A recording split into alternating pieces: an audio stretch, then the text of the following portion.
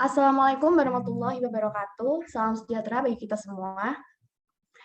Yang kami hormati kepada Ibu Retno Trihandayani, SEMSI, selaku dari dosen dari mata kuliah Komunikasi Bisnis kelas 3D Akuntansi, Universitas Muria Kudus, beserta yang kelas 3D Akuntansi. Kami di sini sebagai kelompok 5 Komunikasi Bisnis akan mempresentasikan beberapa materi mengenai komunikasi interpersonal atau komunikasi antar pribadi. Next.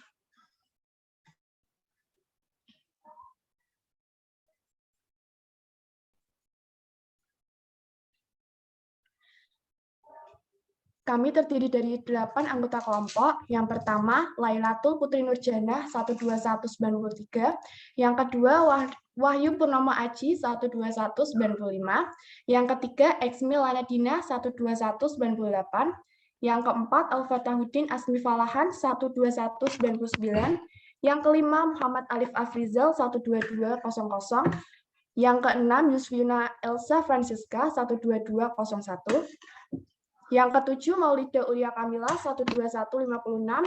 Yang kedelapan, Dinar Afil Askia 12197. Next.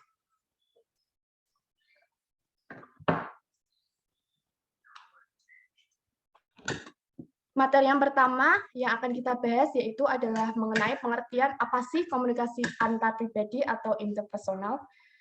Pengertian menurut saya mengenai komunikasi antar pribadi terdiri dari 4 sub hal penting. Yang pertama adalah komunikasi seseorang dengan seseorang. Yang dimaksud dengan komunikasi seseorang dengan seseorang adalah komunikasi dilakukan dapat berpihak dengan 2 orang atau lebih. Yang kedua, menggunakan media. Maksud dari menggunakan media ini adalah kita bisa menggunakan beberapa media tertentu, seperti telepon seluler, adanya tatap muka atau face to face, dan juga pada saat ini banyak sekali media sosial seperti WhatsApp, Line, Instagram, yang dimana komunikasi antar pribadi. Yang ketiga, bahasa pada komunikasi antar pribadi atau interpersonal, yaitu dapat digunakan bahasa informal. Bahasa informal di sini bahasa daerah, bahasa pergaulan, dan bahasa campuran yang dapat kita gunakan. Menurut saya, bahasa juga bisa menggunakan bahasa formal ketika berkomunikasi antar pribadi. Kenapa demikian? Karena mungkin saja ada seorang mahasiswa yang sedang berkomunikasi antar pribadi dengan dosennya, ataupun para bawahan ketika berkomunikasi dengan atasannya, dan juga seperti guru ketika berkomunikasi dengan salah satu muridnya. Itu adalah contoh dari komunikasi antar pribadi yang menggunakan bahasa formal. Yang selanjutnya, komunikasi antar pribadi ini bersifat personal, di mana pihak yang melakukan komunikasi ini mempunyai sisi pribadinya masing-masing ketika berkomunikasi secara pribadi dengan orang lainnya. Next.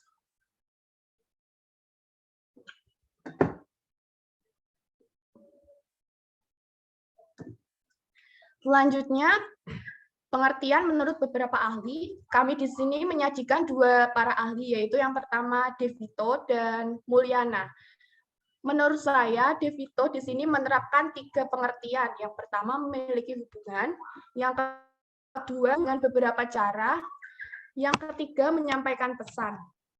Menurut Devito sendiri, komunikasi antar pribadi ini adalah sebuah hubungan interpersonal komunikasi yang terjadi antara 2 orang atau lebih yang telah memiliki hubungan yang jelas dan terhubung dengan beberapa cara. Menurut cara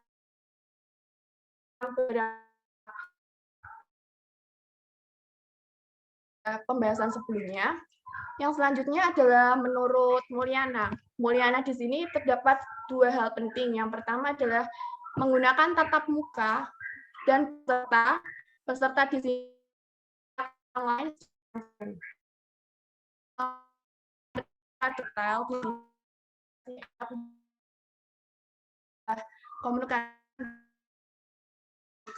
secara face to face gitu, yang memungkinkan setiap para pihak itu menangkap reaksi orang lain baik secara verbal maupun nonverbal.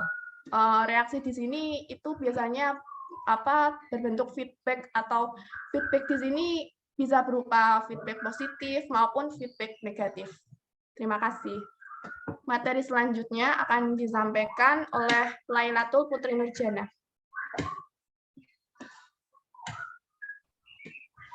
Tujuan yang ingin dicapai dalam komunikasi antar pribadi yaitu menyampaikan informasi. Di dalam komunikasi antar pribadi ditekankan kembali mengenai penyampaian informasi yang memiliki sifat yang efektif, menumbuhkan simpati. Dalam berbagai informasi ada kalanya terselip beberapa pesan yang merupakan pengalaman pribadi, baik dalam bentuk pengalaman yang dirasakan dari atau di sana timbul rasa simpati yang dirasakan oleh kedua belah pihak. Menumbuhkan motivasi. Tidak jarang pula dari informasi yang dibagikan menimbulkan motivasi tersendiri. Apabila pesan tersebut berisi kisah-kisah inspiratif yang mampu menggugah kepribadian diri kita sendiri. Menceritakan kekecewaan atau kekesalan. Setiap pendapat yang mengganjal dalam hati dapat tersampaikan dan menjadikan diri kita sebagai pribadi yang mampu berkomunikasi secara efektif. Berbagi pengalaman agar memudahkan kita dalam berkomunikasi dengan orang lain dengan memiliki pikiran yang terbuka untuk menghindari kesalahpahaman. Next slide.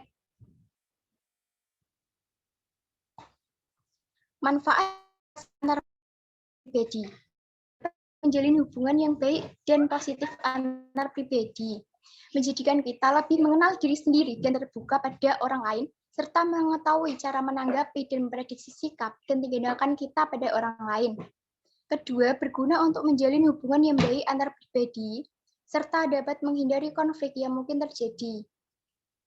Mengajarkan kita untuk lebih memelihara hubungan yang baik dengan orang lain, guna untuk meningkatkan rasa positif dalam diri kita, untuk menyediakan rasa kesepian, ketegangan, maupun kestresan.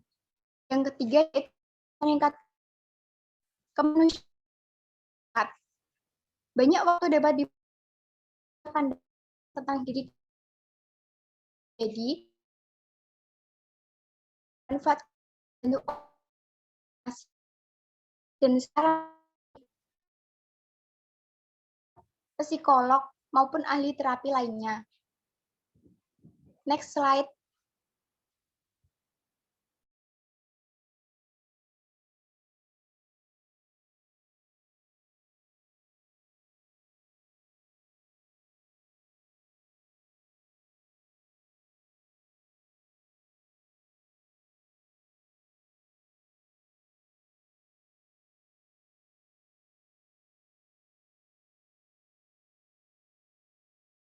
Materi selanjutnya akan disampaikan oleh Agnes Nadine. Dalam komunikasi personal atau komunikasi antar pribadi, terdapat hal-hal yang harus diperhatikan. Salah satunya yaitu gaya kepemimpinan. Gaya kepemimpinan pada dasarnya merupakan suatu cara bagaimana seorang pemimpin dapat mempengaruhi, mengarahkan, memotivasi, dan mengendalikan bawahannya, sehingga karyawan dapat menjalankan tugas dengan efektif dan efisien sesuai dengan tujuan dan standar yang telah ditetapkan oleh perusahaan. Nah, gaya kepemimpinan ini dapat berbeda tergantung bagaimana situasi dan kondisi yang dihadapi oleh karyawan di lingkungan perusahaan tersebut. Dengan adanya gaya kepemimpinan, diharapkan seluruh komponen dan tujuan dari perusahaan dapat dijalankan dengan baik. Next.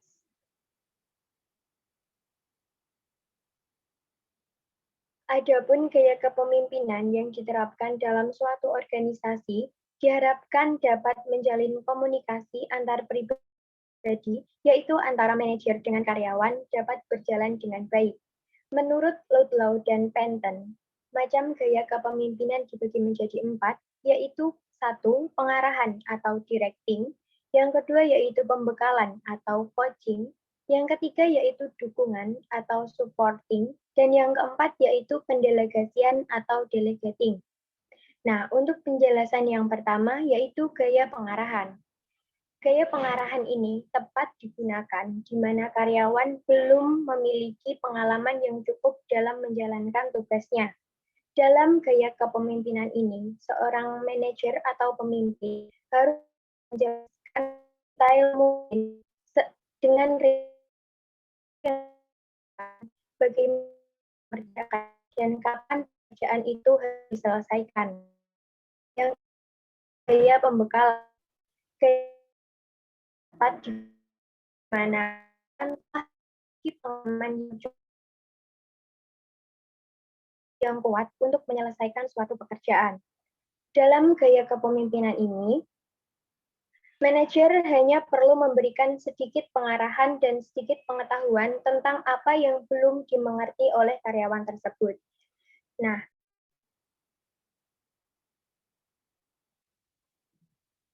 selanjutnya yaitu gaya pendelegasian. Gaya pendelegasian ini tepat digunakan di mana karyawan telah memahami pekerjaan dengan baik. Nah, dalam gaya ini, manajer harus tetap mengontrol dan mengawasi bagaimana kerja karyawan tersebut. Apakah sudah sesuai dengan standar atau bahkan melenceng dari standar yang telah ditentukan oleh perusahaan. Next.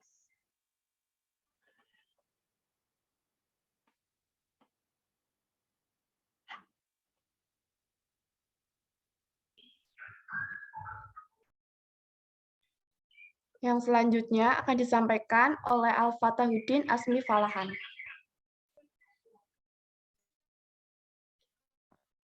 Baik, selanjutnya itu gaya kepemimpinan situasional. Gaya kepemimpinan situasional adalah gaya kepemimpinan yang diterapkan oleh seorang manajer yang dapat berubah seiring perubahan dinamika yang berkembang dalam diri karyawan. Sebagai contoh, ketika suatu perusahaan karena tidak tercapainya suatu target, maka dibutuhkan kepemimpinan yang otoriter. Namun apabila perusahaan tersebut sudah membaik dan dalam keadaan stabil, maka gaya kepemimpinan dapat berubah, yaitu kepemimpinan demokratis. Lalu apa saja kemampuan yang harus dapat diterapkan pada gaya kepemimpinan situasional? Ada 3 kemampuan. Yang pertama yaitu keterampilan analitis. Sebagai seorang pemimpin harus dapat melihat dan menganalisa kondisi perusahaannya, sehingga dapat dengan cepat mengambil keputusan yang tepat dan sesuai untuk segera diterapkan, terutama jika terjadi masalah dalam perusahaan tersebut. Yang kedua itu keterampilan fleksibilitas. Seorang pemimpin tidak harus menggunakan satu gaya kepemimpinan saja. Gaya kepemimpinan harus berubah-ubah sesuai dengan apa yang dibutuhkan atau sesuai dengan kondisi suatu perusahaan. Yang ketiga yaitu keterampilan komunikasi. Seorang pemimpin memiliki kemampuan komunikasi aktif yang terbuka. Bentuk komunikasi antara pemimpin dan karyawan harus mengutarakan tujuan secara lugas dan tidak ada yang harus ditutupi, sehingga dapat membantu pemimpin dalam mengambil keputusan yang terbaik. Next.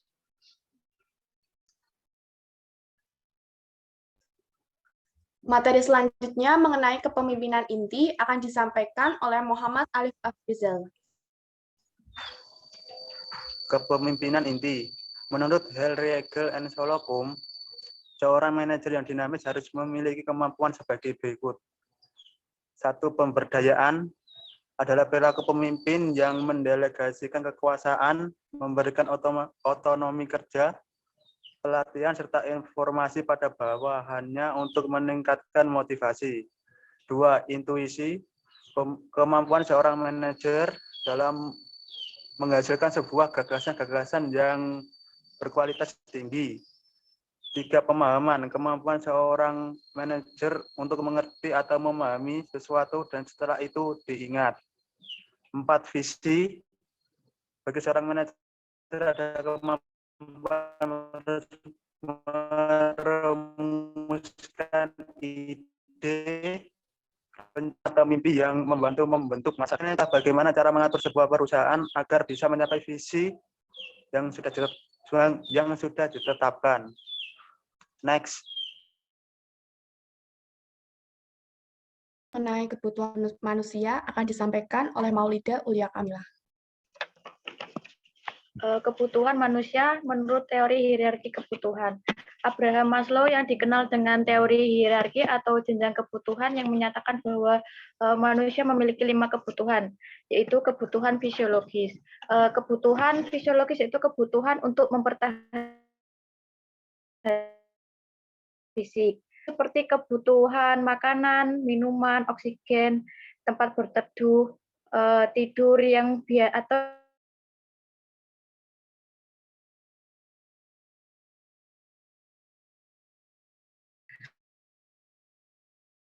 seperti rasa aman fisik, stabilitas, ketergantungan,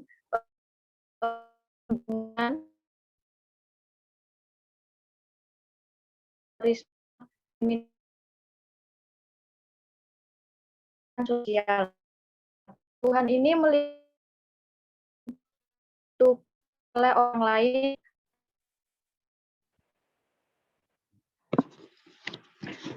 Dan yang keempat, ada kebutuhan status. Memiliki 2 kategori mengenai kebutuhan ini, yaitu kebutuhan yang lebih rendah dan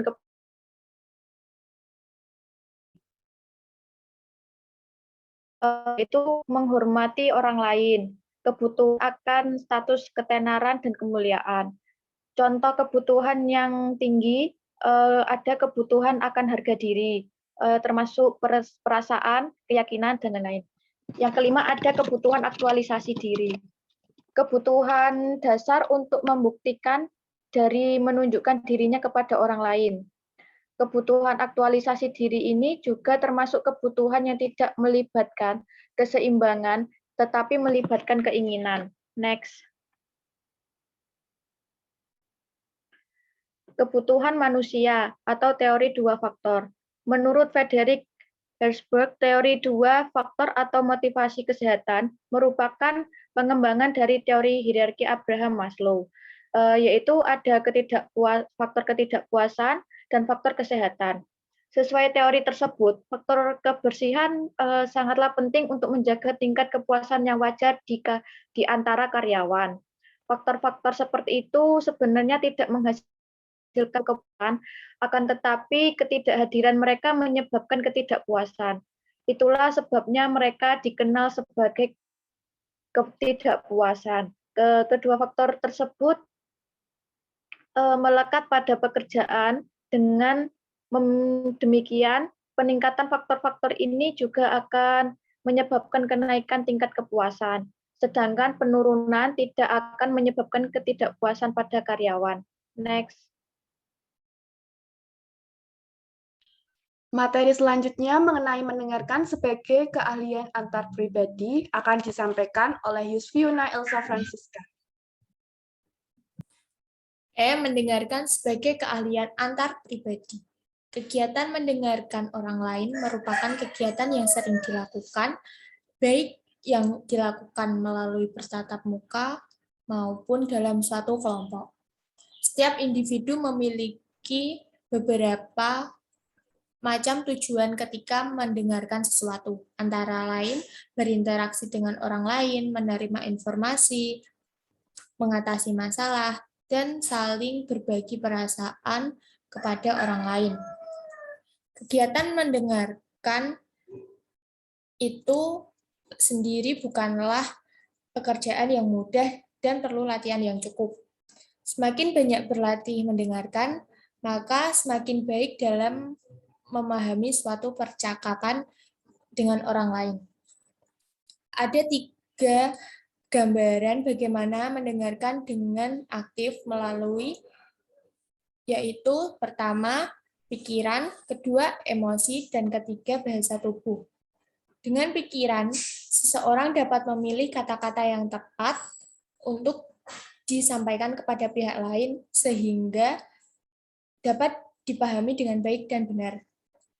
Kedua, dengan emosi. Seseorang dapat mengungkapkan perasaannya, suka, duka, yakin atau ragu-ragu dalam mengadakan hubungan komunikasi dengan orang lain. Dan yang terakhir, dengan bahasa tubuh. Seseorang dapat lebih meyakinkan apa yang telah disampaikan dengan kata-kata dan perasaannya yang diungkapkan dalam bentuk tindakan tertentu yang dapat dipahami oleh orang lain. Kebiasaan sebagai pendengar yang efektif memiliki dampak positif, antara lain yang pertama, pendengar yang baik akan disukai oleh orang lain, karena mereka dapat memuaskan kebutuhan dasar manusia untuk didengarkan. Yang kedua, kinerja atau prestasi karyawan meningkat ketika pesan yang diterima tersebut dapat dimengerti dengan baik.